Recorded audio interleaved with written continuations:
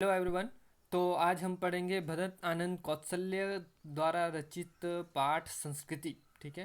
तो जो है सबसे पहले ले लेते हैं लेखक परिचय। लेखक परिचय में जो है सबसे पहले है भरत आनंद कौशल्यान का जन्म सन 1905 में पंजाब के अंबाला जिले के सोहाना गांव में हुआ। उनके बचपन का नाम हरनाम दास था। उन्होंने लाहौर के नेशनल कॉलेज से बीए किया।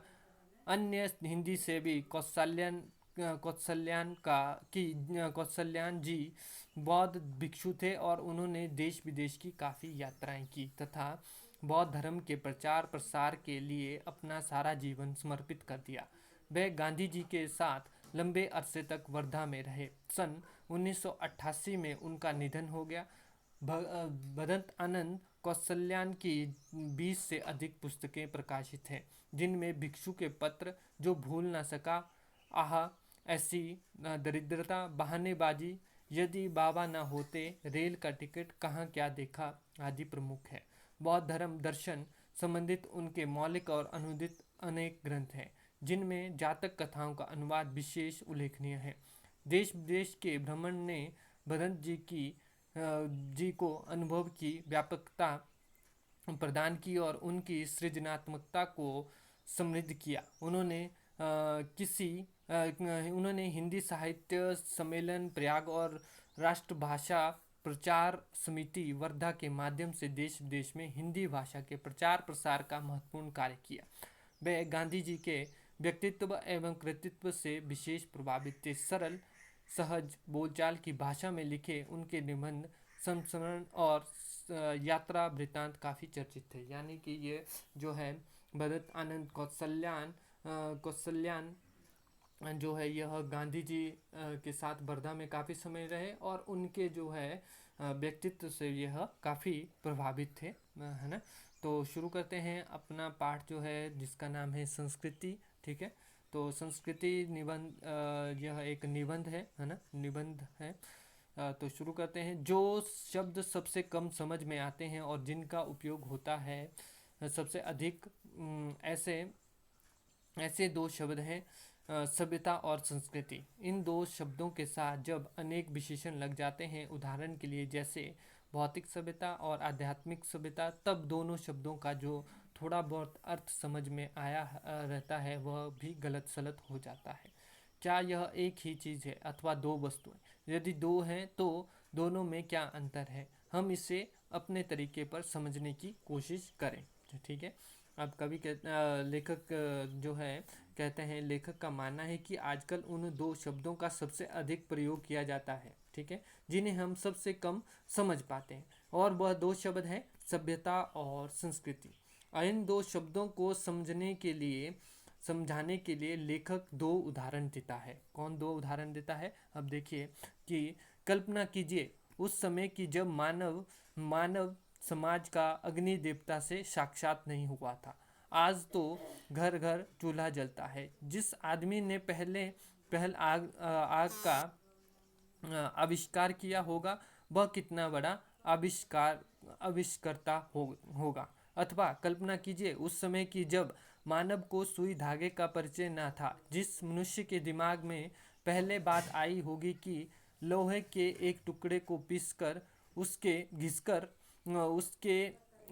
एक सिरे को छेद कर और छेद में धागा पिरोकर कपड़े के दो टुकड़े एक साथ जोड़े जा सकते हैं, वह भी कितना बड़ा आविष्कार करता रहा होगा। अब कभी कहते हैं कि पहला उदाहरण देते हुए कहते हैं कि उस आदमी ने जिसने सबसे पहले आग का आविष्कार किया होगा, और दूसरा उदाहरण देते हैं कि उस व्यक्ति का जिसने सुई धागे का आविष्कार किया होगा।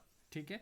तो लेखक का मानना है कि जिस योग्यता और प्रवृत्ति तथा प्रेरणा के बल पर वह आग और सुई धागे का आविष्कार हुआ, वह विशेष की संस्कृति है। वह जो है व्यक्ति विशेष की क्या है? संस्कृति है, यानी उसकी जो है क्रिएटिविटी है। ठीक है। इन्हीं दो उदाहरणों पर विचार कीजिए। पहले उदाहरण में एक चीज है किसी व्यक्ति विशेष की आग का आविष्कार कर सकने की शक्ति, और दूसरी चीज है आग का आविष्कार।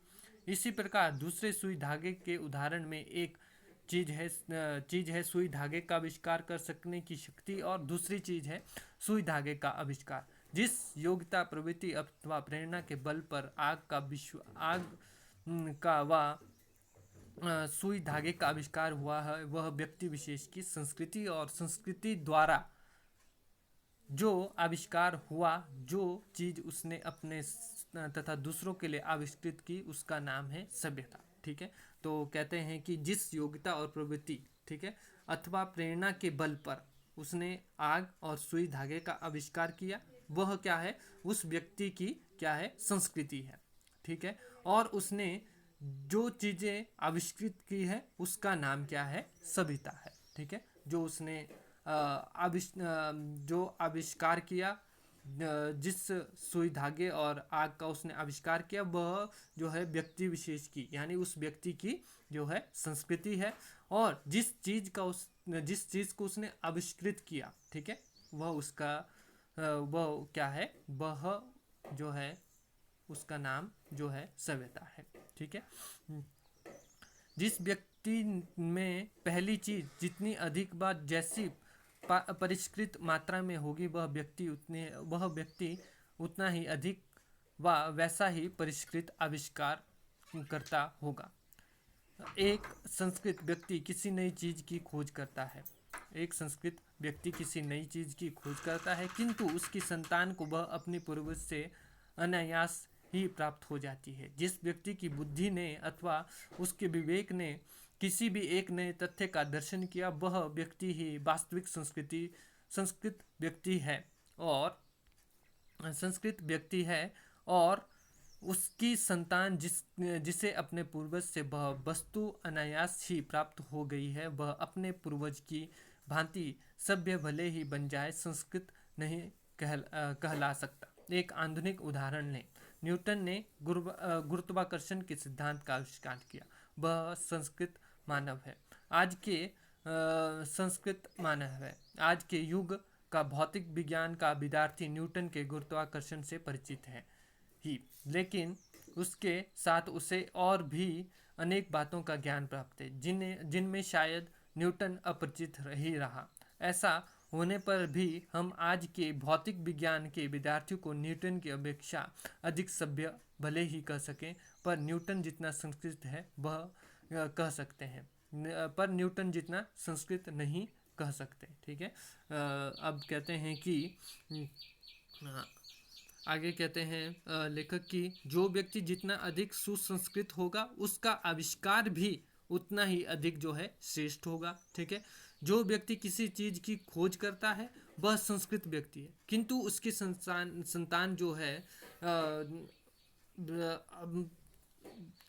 संतान जो है यह खोज अपने पूर्वजों से वह क्या है, यह खोजें जो है वह अपने पूर्वजों से सीखता है। ठीक है, उसे जो है विरासत में जो है यह जो है खोजें मिलती है। ठीक है, इसलिए वह संस्कृत नहीं बल्कि सभ्य कहला सकता है ना। जैसे कि न्यूटन ने जो है गुरुत्वाकर्षण के सिद्धांत का आविष्कार किया था, ठीक है, इसलिए वह संस्कृत मानव है। ठीक है, आज के भौतिक विज्ञान के विद्यार्थी जो है न्यूटन के इस सिद्धांत के अतिरिक्त अन्य सिद्धांतों को से भी परिचित है। ठीक है, परंतु वे न्यूटन की अपेक्षा अधिक संस्कृत नहीं बल्कि सभ्य हो सकते हैं। ठीक है, वह जो है न्यूटन की तरह जो है संस्कृत नहीं बन सकते। लेखक का मानना है कि वह न्यूटन की तरह संस्कृत नहीं बन सकते, मगर वह क्या है, सभ्य कहलाएंगे। ठीक है, वह सभ्य कहलाएंगे। अब आगे जो है ये थोड़ा सा है, तो इसको हम कल करते हैं। तो बहुत ही अच्छा है, और साथ साथ में बहुत ही अच्छा निबंध है, इम्पोर्टेंट सा निबंध है, क्योंकि काफ़ी सरल है। जो चीज़ें सरल होती हैं वह काफ़ी इम्पोर्टेंट होती है, क्योंकि जो है इसलिए सरल होती है वह चीज़ें, क्योंकि ये चीज़ें जो है इम्पोर्टेंट के साथ साथ हमारे जो है अपने जो है आसपास की जो कई बातों को जो है हमारे जो है ज़िंदगी में होने वाली हमारे जो है आने वाले कई कठिनाइयों को भी दूर करती है। तो इसलिए क्या है, इस तरह के निबंधों को हमेशा पढ़ते रहना चाहिए, है ना। तो काफ़ी अच्छा निबंध है, तो इससे आगे जो है कल करते हैं। तो तब तक आपने जो है अपना पीछे का पेंडिंग वर्क, अभी तक 16 जो है पार्ट करवाए हैं अपने, सारे 16 के 16 पार्ट में से जो है 2-3 लेसन, जो 2-3 कविताएं जो है वह छूट गई है, जो जिसे हम जल्द ही कवर अप कर देंगे, है ना। तो उसको भी उन 2-3 कविताओं को छोड़कर जो है अपना लेसन पूरे के पूरे जो है रख के रखने हैं, क्योंकि आपका होमवर्क अब जो है नेक्स्ट मीटिंग होगी, नेक्स्ट वीडियो क्लास होगी, जूम क्लास होगी, तो उसमें चेक किया जाएगा। तो तब तक धन्यवाद।